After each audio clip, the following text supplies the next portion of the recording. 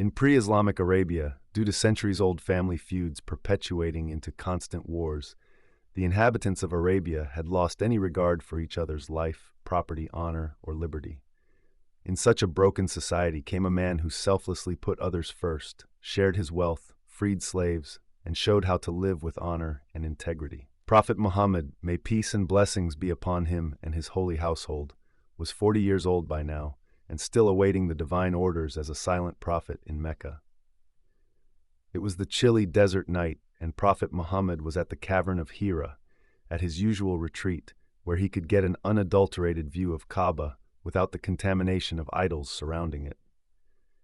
He was as usual enamored in his contemplation in the oneness of God and the ramifications of unity on humanity.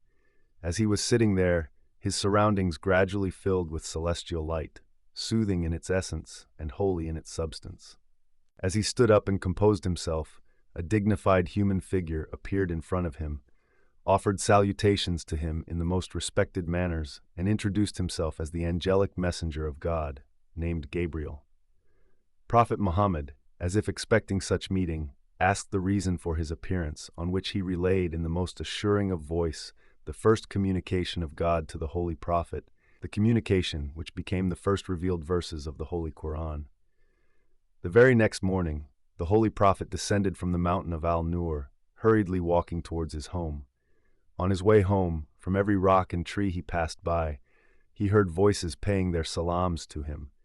Every landmark of Mecca recognized this grand prophetic being, sending their peace and blessings on the still unannounced Prophet of Allah. Ali, 10 years old by then, and already living in the house of Muhammad and Khadija, recounts the event in his own words. I heard Satan scream when the first revelation was descended. I asked the Prophet, "What was that?" He answered, "It was Satan, who got disappointed by not ever being obeyed." He then told me, "You hear what I hear and see what I see, except that you are not a prophet. You are my assistant, and you will never leave the right path." So friends, this is the story of the first revelation, the start of the mission of our dear Prophet, peace and blessings upon him and his holy family. Although all of the images used here are fictitious, we still wanted to use the human images to make this beautiful story relatable.